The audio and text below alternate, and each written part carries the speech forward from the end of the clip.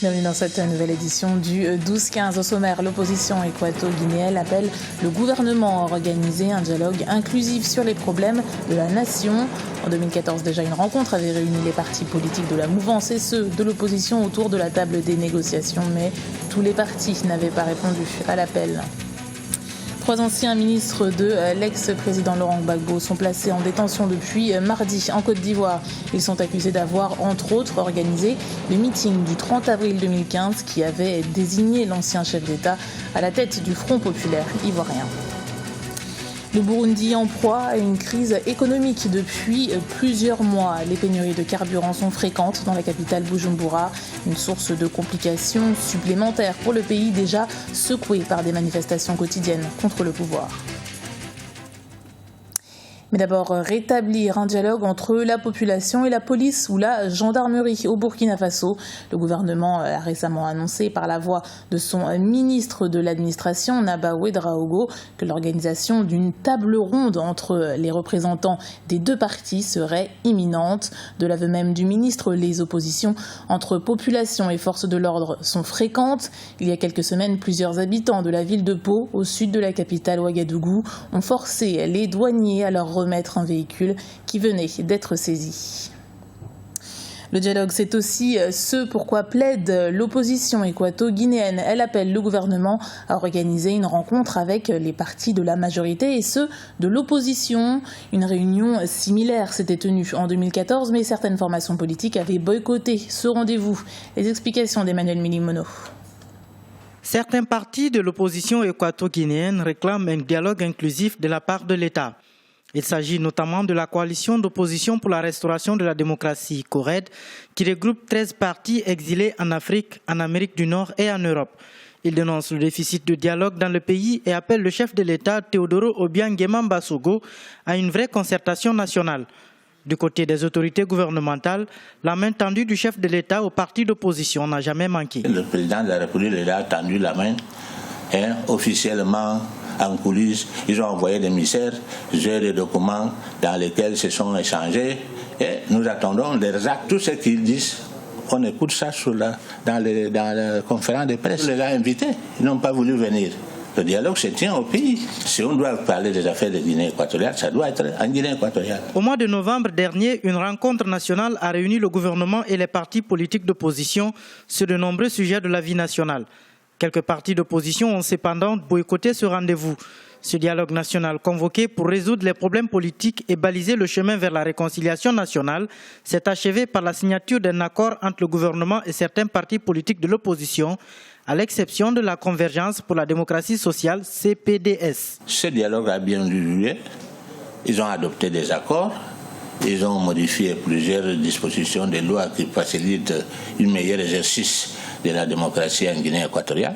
Mais cette opposition que vous m'en parlez, ils n'ont pas voulu assister. En 2014, le dialogue organisé par le président Teodoro Obiang Nguema Mbasogo a permis de régler certains problèmes sur le plan politique, notamment la reconnaissance officielle de plusieurs partis politiques, l'amnistie accordée à plusieurs opposants en exil et l'annulation de l'autorisation préalable pour manifester, ainsi que d'autres mesures sur le plan économique. En Côte d'Ivoire, incarcération mardi de 3 cadres du FPI, le parti d'opposition fondé par l'ancien président Laurent Gbagbo.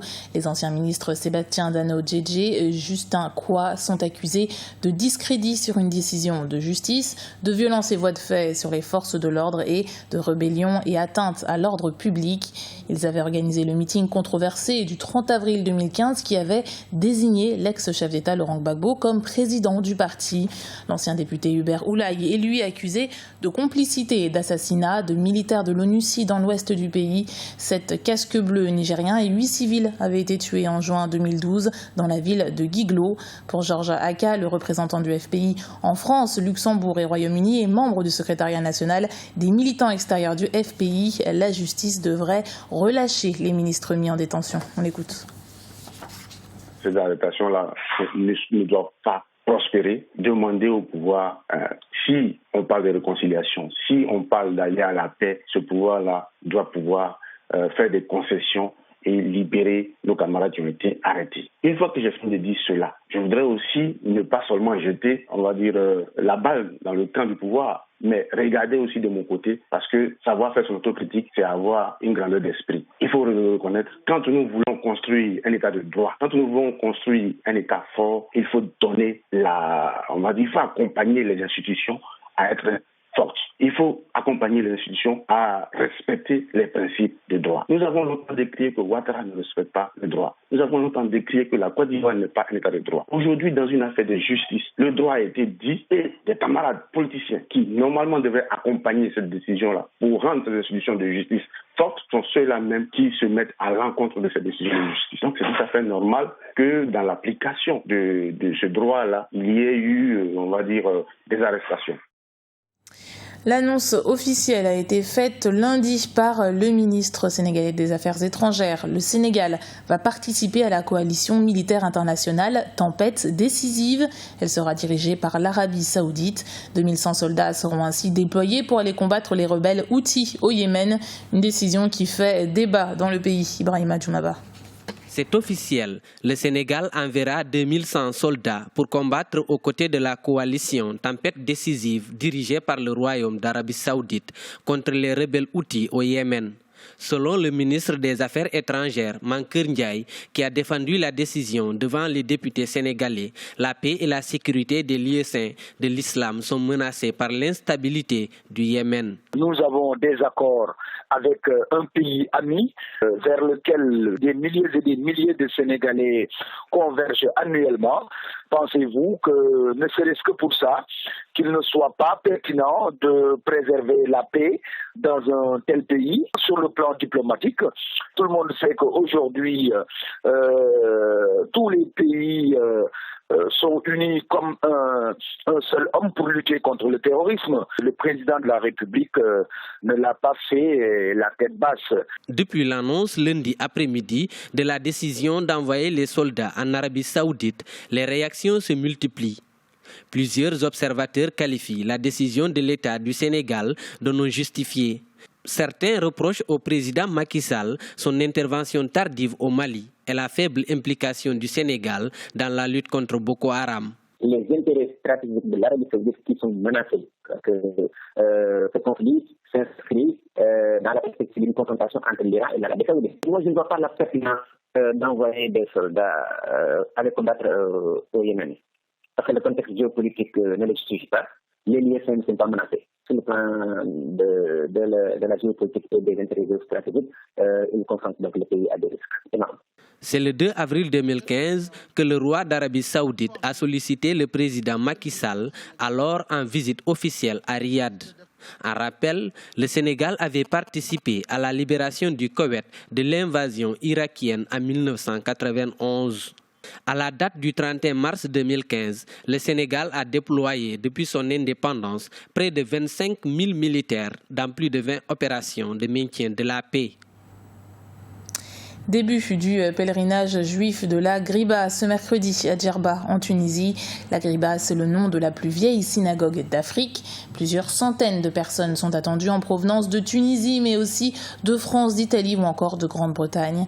Un événement religieux qui se déroule dans un contexte particulier 2 mois après l'attentat du Bardo qui a fait 21 victimes à Tunis. Israël a d'ailleurs déconseillé à ses ressortissants de prendre part à la manifestation, mais le ministre de l'Intérieur tunisien a assuré qu'un dispositif de sécurité d'un degré supérieur serait mis en place.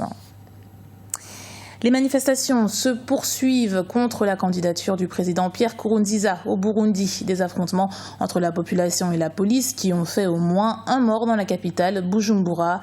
Et à la crise politique que traverse le pays s'ajoute une crise économique. Une pénurie de carburant sévit depuis plusieurs mois au sein de la capitale et de ses environs. En cette période quotidienne de tension, les conséquences sont décuplées pour les habitants. Ibrahima Djoumaba. Cette longue file d'attente témoigne de la pénurie d'essence à Bujumbura, la capitale du Burundi. Depuis quelques mois, le gouvernement a augmenté les taxes sur les hydrocarbures. Avec les violences notées lors de la contestation de la candidature du président Pierre Nkurunziza à un troisième mandat, la pénurie de carburant s'est aggravée. Je suis ici depuis 11 heures. Je suis venu chercher de l'essence parce que je n'en trouve nulle part. Nous attendons ici, mais nous n'en avons pas encore eu. Comme vous pouvez le voir, c'est le chaos là-bas. Nous avons attendu toute la matinée sans rien obtenir. La situation économique s'est dégradée au Burundi. Certains acteurs économiques ont fermé leur commerce. Les populations font des approvisionnements pour se mettre à l'abri. Dans les banques, les clients retirent leur argent. J'ai dû venir retirer tout mon argent afin d'essayer de l'utiliser pour survivre. Je vis à Musaga, qui a été le centre de nombreuses manifestations, et nous avons des difficultés. Parfois, nous n'arrivons même pas à trouver de la nourriture. Depuis le mois de mars dernier, le Burundi est confronté à une pénurie récurrente d'essence. Elle s'est aggravée au début des violences politiques survenues après l'annonce de la candidature du président Pierre Nkurunziza à la prochaine élection présidentielle. C'était le journal de la rédaction. Merci de l'avoir suivi. Retrouvez dans un instant une nouvelle édition du 12-15 sur Africa 24.